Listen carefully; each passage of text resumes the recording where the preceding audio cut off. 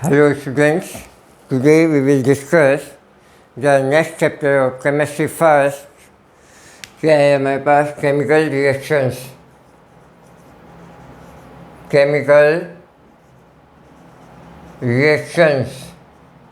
Chemical reactions क्या होती है? 9th क्लास में आपने स्टडी किया है एटम्स के बारे में। एटम्स जो होते हैं smallest particle of an element. What is element? Atom क्या है?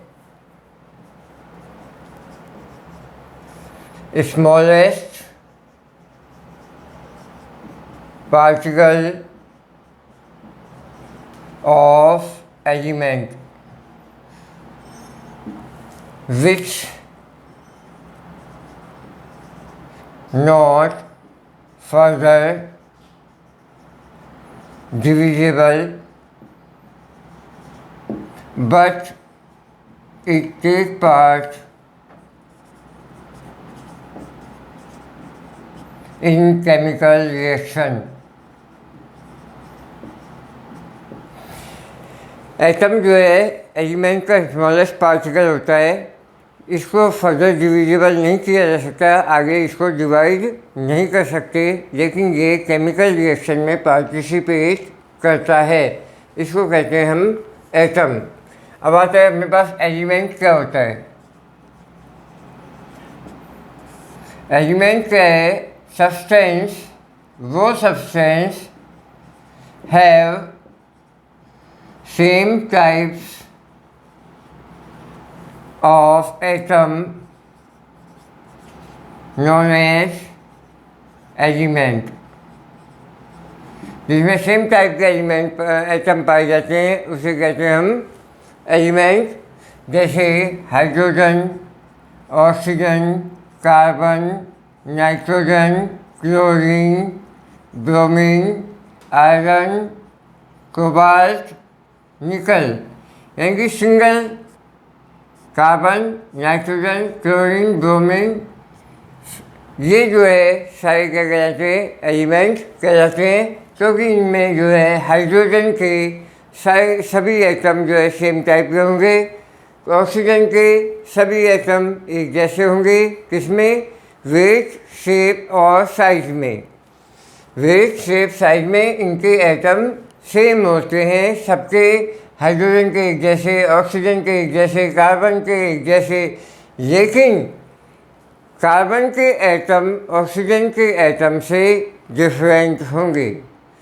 Atoms of an element are similar in weight, shape, size. Atoms of an element, एक ही एलिमेंट के, are similar in weight, shape and size but different from other atom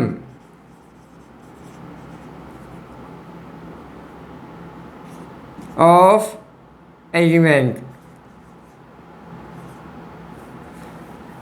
From atom of other element, right? मेरा कहने का मतलब ये है, oxygen के जैसे ऑक्सीजन के सभी एटम इस तरह के हैं। ये ऑक्सीजन है अपने पास और ये हाइड्रोजन है, हाइड्रोजन के इस शेप के हैं। तो यानी हाइड्रोजन के सभी एटम जो है इस शेप के होंगे, ये सेम होंगे वेट, शेप, साइज में। ऑक्सीजन के सभी जो है वेट, शेप, साइज में सेम होंगे। लेकिन ये और ये दोनों एटम जो है डिफरेंट होंगे। ऑक्सीजन का ऐसा है और हाइड्रोजन का इस टाइप का है। तो मेरे कहने का मतलब ये है कि इनके एटम जो है वेट, शेप, साइज में एक ही एलिमेंट के सेम होते हैं, लेकिन दूसरे एलिमेंट के एटम से डिफरेंट होते हैं। फिर हम आते हैं नेक्स्ट टॉपिक पे, compound.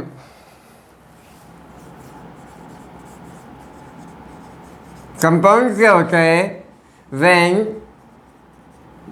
two elements combine in a definite ratio, compound is formed.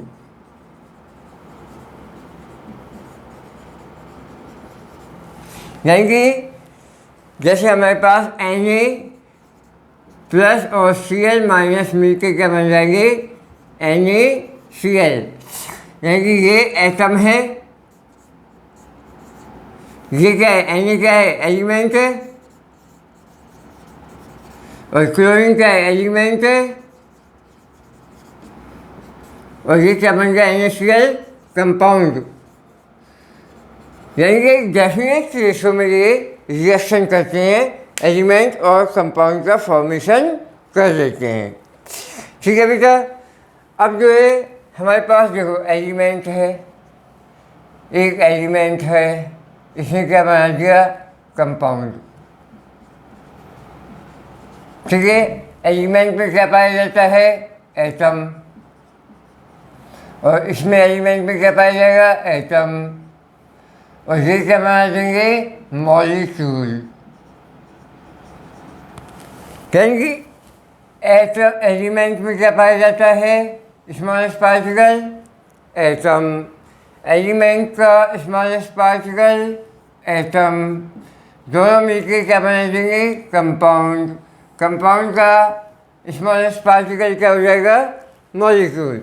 जैसे अपने पास Na ये है, अपने पास इसका जो है इस तरह से ये Na है, और ये जो है अपने पास क्या है, Cl है, ये इस तरह के एटम्स हैं, इसमें क्या है, मॉलिक्यूल्स है। अब जो है NaCl जो बनेगा, तो एक एटम उसके एक Na एक Cl, एक Na एक Cl, एक Na एक Cl, एक Na एक Cl, एक Na एक Cl, एक Na एक Cl, इस तरह से ये जो बने हैं इनको कहेंगे मॉलिक्यूल्स। ये क्या कहलाएंगे, मॉलिक्यूल, ये एटम, ये भी एटम। समझ में आया। कंपाउंड का स्मॉलेस्ट पार्टिकल मॉलिक्यूल, एटम का, एलिमेंट का स्मॉलेस्ट पार्टिकल क्या होता है, एटम होता है। अब हमने केमिकल रिएक्शन, चैप्टर क्या है हमारे पास, केमिकल रिएक्शन। केमिकल्स रिएक्शन करते हैं, क्यों करते हैं भाई, केमिकल रिएक्शन इसलिए करते हैं, अब हम जैसे स्टडी करते हैं, क्यों करते हैं कि भाई जो है हमारे को जो है अच्छा जॉब एक्वायर हो जाए, कोई अच्छी पोस्ट पे जाए, कोई डॉक्टर बनने के लिए स्टडी करता है, कोई इंजीनियर बनने के लिए स्टडी करता है, तो सब जो है स्टडी करते हैं। ये कब तक करते हैं, जब तक कि ये डॉक्टर या इंजीनियर नहीं बन जाते हैं, तो तब तक ये स्टडी करते हैं, रिएक्शन करते हैं। कभी कहाँ कोचिंग गए, कहीं ट्यूशन गए, कहीं क्लास स्कूल में गए, कहीं पे नेट पे सर्च कर रहे हैं, ऑनलाइन क्लास ले रहे हैं, किस लिए, एक सेटिस्फैक्शन के लिए कि ये जल्दी से जल्दी डॉक्टर बन जाए।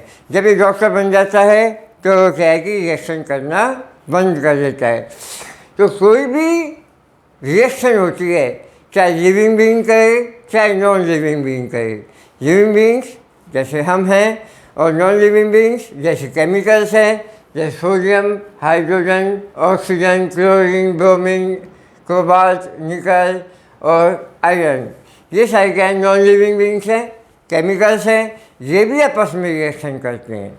ये रिएक्शन क्यों करते हैं भाई, इनको कैसे सेटिस्फाई होना है, तो इनके लिए क्या है, केमिकल जो सेटिस्फाई होते हैं वो किससे होते हैं, ऑक्टेव लॉ। ऑक्टेव लॉ ये हमने 9th क्लास में स्टडी किया है। ऑक्टेव लॉ क्या है, every element, every atom wants to complete 8 electrons in their outermost shell. So they so there is gain or loss या sharing of electrons takes place known as chemical reaction. Oxygen में ये कहा गया है कि हर atom जो होता है वो अपने आउटर मोस्ट शेल में एक इलेक्ट्रॉन कंप्लीट करना चाहता है, इसलिए वो इलेक्ट्रॉन का गेन और लॉस करते हैं या शेयरिंग करते हैं। तो इस गेन और लॉस और शेयरिंग के कारण क्या है, जो आपस में कंबाइन होते हैं और उसके कारण जो है अपने पास केमिकल रिएक्शन होती है। गेन और लॉस में जो रिएक्शन होती है उसमें आयोनिक बॉन्ड बनते हैं और जिसमें शेयरिंग होते हैं उसमें कोवलेंट बॉन्ड बनते हैं, राइट। तो इसको कहते हैं हम केमिकल रिएक्शन। एक हम रिएक्शन करके भी आपको समझा सकते हैं कि केमिकल रिएक्शन कैसे होती है। आप इसका स्क्रीनशॉट लीजिए एक बार।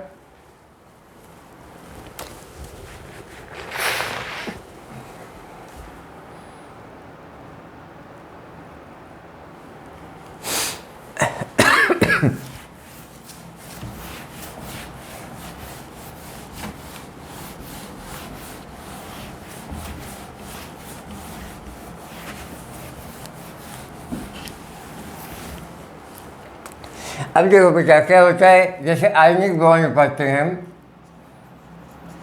आयनिक बॉन्ड में क्या है, Na है, सोडियम है, इसका एटॉमिक नंबर है 11। एटॉमिक नंबर कितना है, 11। तो इसके लास्ट सेल में कितने हैं, 2 8 1। फर्स्ट में 2 आ गए, सेकेंड सेल में 8 और थर्ड में 1। तो ये क्या करेगा, एक इलेक्ट्रॉन रिलीज कर देगा, तो ये Na पॉजिटिव बन जाएगा, क्योंकि इसमें से एक इलेक्ट्रॉन रिमूव आए तो इस पर क्या हो जाएगा, पॉजिटिव चार्ज आ जाता है। अब जो है हम लेते हैं Cl। Cl में क्या होता है, एटॉमिक नंबर होता है 17, तो ये 2 8 7। तो ये इस इलेक्ट्रॉन को गेन कर लेगा। तो ये क्या है, इलेक्ट्रॉन को गेन करेगा, तो ये कितना हो जाएगा, 2 8 8। यहाँ पे Na का कितना हो जाएगा, 2 8 रह गया, एक इलेक्ट्रॉन बाहर निकल गया। क्लोरीन को एक इलेक्ट्रॉन की जरूरत है आउटर मोस्ट शेल के लिए, इसने ये इलेक्ट्रॉन ले लिया, तो ये बन जाएगा Cl-।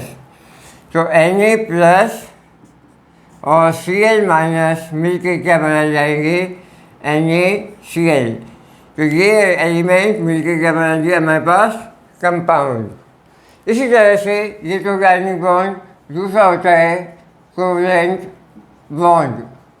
कोवलेंट बॉन्डिंग में क्या होता है हमारे पास कि जैसे अपने पास ऑक्सीजन हाइड्रोजन है, इसके लास्ट ऑर्बिट में एक इलेक्ट्रॉन है, इसके लास्ट ऑर्बिट में भी एक इलेक्ट्रॉन है।